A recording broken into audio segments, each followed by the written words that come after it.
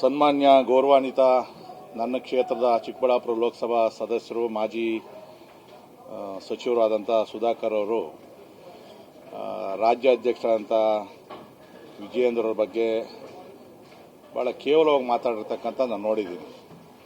ಅವ್ರು ಮಾತಾಡಿರ್ತಕ್ಕಂಥದ್ದು ನನಗೆ ಒಬ್ಬ ಶಾಸಕನಾಗಿ ಮತ್ತು ನಮ್ಮ ಬಿಜೆಪಿಯ ಕಾರ್ಯಕರ್ತರಿಗೆ ಅಷ್ಟೊಂದು ಹಿಡಿಸಲಿಲ್ಲ. ಏನಾದರೂ ಇತ್ತು ಅಂತಂದರೆ ಅವರಲ್ಲಿ ರಾಜ್ಯಾಧ್ಯಕ್ಷರ ಜೊತೆಲಿ ಮಾತಾಡ್ಬೋದಾಗಿತ್ತು. ಆದರೆ ದುರಾಂಕಾರಿ, ಸರ್ವಾಧಿಕಾರಿ ಈ ಪದಗಳನ್ನು ಬಳಸಿದ್ದಾರೆ ಮತ್ತು ಪರೋಕ್ಷವಾಗಿ ನನ್ನ ಕ್ಷೇತ್ರದ ಬಗ್ಗೆ ಕೂಡ ಅವ್ರು ಮಾತಾಡಿರ್ತಕ್ಕಂಥದ್ದು ನಾನು ನೋಡಿದ್ದೀನಿ. ಏನೇನು ದಡ್ಡ ಅಲ್ಲ ನಾನು. ನನ್ನ ಕ್ಷೇತ್ರ ಬಗ್ಗೆ, ನನ್ನ ಬಗ್ಗೆ ಕೂಡ ಪರೋಕ್ಷವಾಗಿ ಮಾತಾಡಿದ ಮೇಲೆ ನಾನು ಮಾತಾಡೋದಂಥ ಪರಿಸ್ಥಿತಿ. ನಾನು ಯಾವತ್ತೂ ಕೂಡ ಮಾಧ್ಯಮದ ಮುಖಾಂತರ ಪಕ್ಷದ ವಿಚಾರ ನಾನು ಯಾವತ್ತೂ ಎಲ್ಲೂ ಮಾತಾಡ್ದನಲ್ಲ. ನಮ್ಮ ಕಾರ್ಯಕರ್ತರು ಕ್ಷಮಿಸಬೇಕು, ಅನಿವಾರ್ಯವಾಗಿ ನಾನು ಮಾಧ್ಯಮದ ಮುಖಾಂತರನೇ ಹೇಳಬೇಕಾಗ್ತದೆ. ಸನ್ಮಾನ್ಯ ಸುಧಾಕರ್ ಅವರು ನನ್ನಿಂದ ಸರ್ಕಾರ ರಚನೆ ಆಯಿತು ಅಂತಕ್ಕಂಥ ಮಾತನ್ನು ಹೇಳಿದ್ದಾರೆ. ನಾನೇನು ಅಲ್ಲಗಳೆಯಕ್ಕೆ ಹೋಗೋದಿಲ್ಲ. ಅದಕ್ಕೆ ಮೊದಲೇನೆ ಭಾಳ ಜನ ಬೇರೆ ಬೇರೆ ಪಕ್ಷದಿಂದ ನಮ್ಮ ಮುಖಂಡರು MLAಗಳೆಲ್ಲ ಕೂಡ ಬಂದಿದ್ರು. ಕೊನೆಯದಾಗಿ ಬಂದಂಥವ್ರು ಸುಧಾಕರ್ ಅವರು. ಕೊನೆ MLA ಮೆಜಾರಿಟಿ ಆಯಿತು ಅಂತ ಹೇಳಿದಾಗ ಬಂದಂಥವ್ರು ಸುಧಾಕರ್.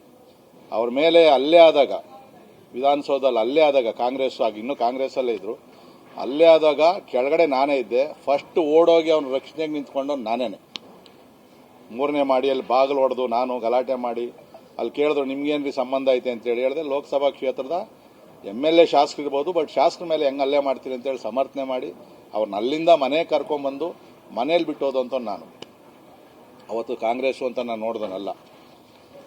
ಆದರೆ ಇವತ್ತು ಒಬ್ಬ ಸಚಿವರಾಗಿದ್ದು ಕೋವಿಡಲ್ಲಿ ಭಾಳ ಅತ್ಯಂತ ಉತ್ತಮವಾದಂಥ ಕೆಲಸಗಳನ್ನು ಮಾಡವ್ರೆ. ಎಲ್ಲ ಮಾಧ್ಯಮದಲ್ಲೆಲ್ಲ ಕೂಡ ನಾವು ನೋಡಿದ್ದೀವಿ.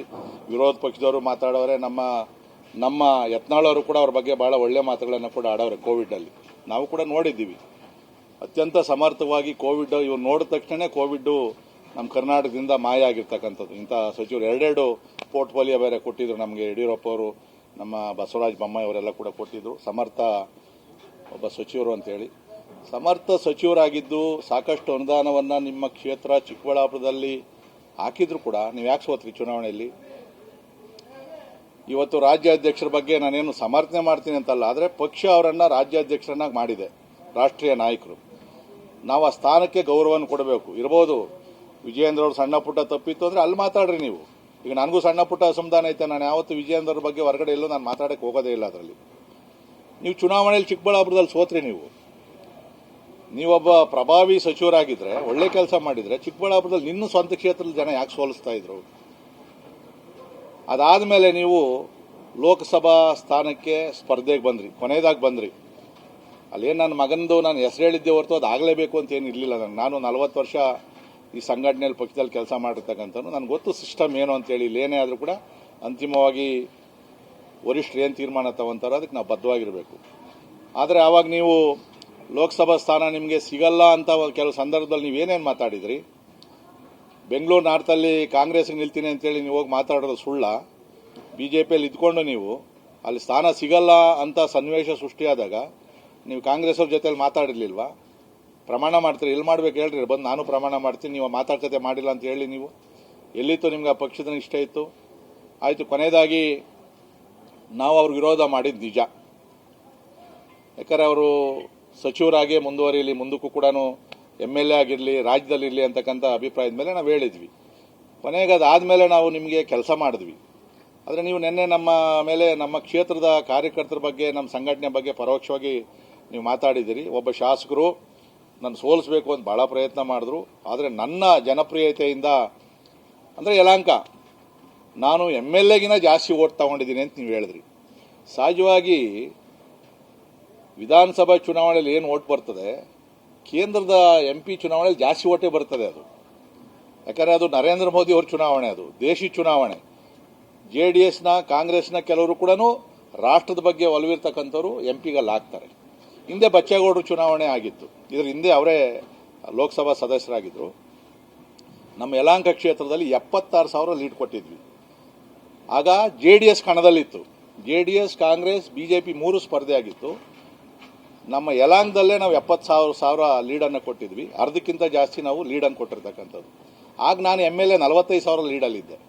ಮೊನ್ನೆ 65,000ದಲ್ಲಿ ನಾನು ಗೆದ್ದಿದ್ದೆ ಲೀಡಲ್ಲಿ, 84,000 MP ಲೀಡ್ ಬಂತು. ಆದರೆ ನೆನ್ನೆ ನೀವು ಹೇಳಿರೋ ಮಾತು ಏನು, MLAಗಿನ ಜಾಸ್ತಿ ತಗೊಂಡಿದ್ದೀನಿ ಅಂತೇಳಿ. ಹಾಗಾದ್ರೆ ನೀನು ಚಿಕ್ಕಬಳ್ಳಾಪುರ ಸ್ವಂತ ಕ್ಷೇತ್ರ, ನೀನು ಸೋತಿದ್ದೆ, ಎಷ್ಟು ಲೀಡ್ ತಗೊಂಡೆ ನೀನು? 23,000 ತಗೊಂಡಿದೀಯ ನೀನು. ಬಾಗೇಪಲ್ಲಿಯಲ್ಲಿ ನಿನ್ನ ಪಕ್ಕದ ಕ್ಷೇತ್ರ, ಬಹಳ ಪ್ರಭಾವ ಇರುವಂಥ ಕ್ಷೇತ್ರ, ಕಾಂಗ್ರೆಸ್ ಲೀಡ್ ಬಂದೈತೆ. ಗೌರಿಬಿದನೂರಲ್ಲಿ ಎಷ್ಟು ಲೀಡ್ ತಗೊಂಡಿದೀಯಾ? ಹೊಸಕೋಟೆಯಲ್ಲಿ ಕಾಂಗ್ರೆಸ್ ಲೀಡ್ ಬಂದೈತೆ. ಅಲ್ಲಿ MP ಕ್ಷೇತ್ರದಲ್ಲಿ ನಾನು ಹೇಳ್ತಾ ಇರ್ತಕ್ಕಂಥದ್ದು. ದೇವನಹಳ್ಳಿಯಲ್ಲಿ ಎಷ್ಟು ಲೀಡ್ ಬಂದೈತೆ ನಿಮಗೆ? ಹೈಯೆಸ್ಟ್ ಲೀಡ್ ಕೊಟ್ಟವ್ರು ಯಲಾಂಗದವರು. ಇವತ್ತು ದೇಶದಲ್ಲಿ ಹೈಯೆಸ್ಟ್ ಮೆಂಬರ್ಶಿಪ್ ಮಾಡಿರ್ತಕ್ಕಂಥ ಯಾವ್ದಾನ ಕ್ಷೇತ್ರ ಇದ್ರೆ 2,26,000 ಮೆಂಬರ್ಶಿಪ್ ಮಾಡಿರ್ತಕ್ಕಂಥದ್ದು ನಮ್ಮ ಯಲಾಂಗ ಕ್ಷೇತ್ರದ ಕಾರ್ಯಕರ್ತರು. ಒಂದು ಯಲಾಂಗ ಕ್ಷೇತ್ರದ ಕಾರ್ಯಕರ್ತರ ಬಗ್ಗೆ ಇರಬೇಕು, ನಾನು ಪಾರ್ಟಿಗೆ ಮಾಡಬೇಡ ಅಂದ್ರೂ ಕೂಡ ಅವ್ರ ಪಾರ್ಟಿಗೆ ಕೆಲಸ ಮಾಡುವಂಥವ್ರು. ಸನ್ಮಾನ್ಯ ಯಡಿಯೂರಪ್ಪ ಅವರು ನನಗೆ ಅತ್ಯಂತ, ನಾನು ಅವ್ರಿಗೆ ಆಪ್ತರಾಗಿದ್ದಂಥವನು, 40 ವರ್ಷದಿಂದ ಅವ್ರ ಜೊತೆಯಲ್ಲಿರುವಂಥವನು. ಅವರ ಮುಖ್ಯಮಂತ್ರಿ ಆಗಿದ್ದಾಗ ಅವ್ರ ಕಡೆಯಿಂದ ಹೆಚ್ಚಿನ ಅನುದಾನವನ್ನು ತಗೊಂಡಿರ್ತಕ್ಕಂಥವನು. ಯಾರು ಕೂಡ ಅಲ್ಲಿಗೆಳೆಯಂಗಿಲ್ಲ, ಅವರು ಸರ್ವೋಚ್ಚ ನಾಯಕರು, ನಮ್ಮ ಪಾರ್ಟಿಯನ್ನು ಬೆಳೆಸಿದಂಥವ್ರು. ಅವರು KGPಗೆ ಹೋದಾಗೆ ನಾನು ಹೋಗಲಿಲ್ಲ, ನಾನು ಪಾರ್ಟಿ ಬಿಟ್ಟು ಬರೋದಿಲ್ಲ, ಪಾರ್ಟಿ ಇಂಪಾರ್ಟೆಂಟ್ ಅಂತ ಹೇಳಿದೆ. ನಾನು ಒಂದ್ಸರಿ ಪಕ್ಷದಲ್ಲಿ ತೀರ್ಮಾನವನ್ನು ಮಾಡಿದ್ಮೇಲೆ, ಸುಧಾಕರ್ ಅವರು ಲೋಕಸಭಾ ಅಭ್ಯರ್ಥಿ ಅಂತ ಹೇಳಿದ್ದಾದ್ಮೇಲೆ ಒಂದು 2-3 ದಿನ ಸಣ್ಣ ಪುಟ್ಟ ಗೊಂದಲ ಇತ್ತು. ಅದಾದ್ಮೇಲೆ ಅಮಿತ್ ಶಾಜಿ ಅವ್ರು ಕರೆದು ಪಕ್ಷಕ್ಕೆ ಕೆಲಸ ಮಾಡಬೇಕು ಅಂದಾಗ ನಾನು ದೂಸರ ಮಾತಾಡಲೇ ಇಲ್ಲ. ನನ್ನ ಲೈಫಲ್ಲಿ ಇವತ್ತವರೆಗೂ ಪಕ್ಷ ವಿರೋಧಿ ಚಟುವಟಿಕೆ ಇವತ್ತವರೆಗೂ ನಾನು ಮಾಡಲಿ. ಯಾರನ್ನ ಪ್ರೂವ್ ಮಾಡಿದ್ರೆ ನಾನು ರಾಜಕೀಯ ಬಿಟ್ಬಿಡ್ತೀನಿ, ಬೈದಿರ್ತೀನಿ. ಆದರೆ ಒಂದ್ಸಾರಿ ಪಕ್ಷ ಹೇಳಿದ ಮೇಲೆ, ಸುಧಾಕರ್ ಹೆಸರು ಹೇಳದೇ ಇರ್ಬೋದು ನಾನು, ಆದರೆ ಪಕ್ಷ ಚಿಹ್ನೆ ಕೆಲಸ ಮಾಡಿದ್ದೀನಿ. ನರೇಂದ್ರ ಮೋದಿ ಅವರ ಹೆಸರಲ್ಲಿ ಕೆಲಸ ಮಾಡಿದ್ದೀವಿ. ಸುಧಾಕರ್ ನನ್ನ ಕ್ಷೇತ್ರಕ್ಕೆ ಕರೆದಿದ್ದು 3 ದಿನ, ಗೊತ್ತಿಲ್ಲ ನಿಮಗೆ. ಒಂದ್ಸರಿ ದಾಸಂಪುರ ಹೋಬಳಿಯಲ್ಲಿ ಸಭೆ ಕರೆದಿದ್ದೆ, ಒಂದ್ಸರಿ ನಮ್ಮನೆ ಹತ್ರ ಸಭೆ ಕರೆದೆ, ಇನ್ನೊಂದ್ಸರಿ ಯಲಾಂಗದಲ್ಲಿ ಸ್ಕೂಟ್ರಲ್ಲೆಲ್ಲ ಓಡಾಡಿಸ್ಕೊಂಡು ಒಂದು ರೋಡ್ ಶೋ ಮಾಡಿದೆ. ಅಂದ್ರೆ 4 ದಿನ ನೀವು ಬಂದ ತಕ್ಷಣ ಇಡೀ ಏನು ಯಲಾಂಕ ನಿಮ್ಮ ಕಡೆ ಆಗೋಗ್ಬಿಡ್ತದ? ಬಚ್ಚೇಗೌಡರು ಲೀಡ್ ಕೊಟ್ಟಿದ್ವಿ, ಇಲ್ಲೂ ಕೊಟ್ಟಿದ್ವಿ ನಾವು. ಮುಂದೆ ಯಾರೇ ನಿಂತ್ಕೊಂಡ್ರು ಪಕ್ಷದಲ್ಲಿ ನಾವು ಕೆಲಸ ಮಾಡ್ತೀವಿ.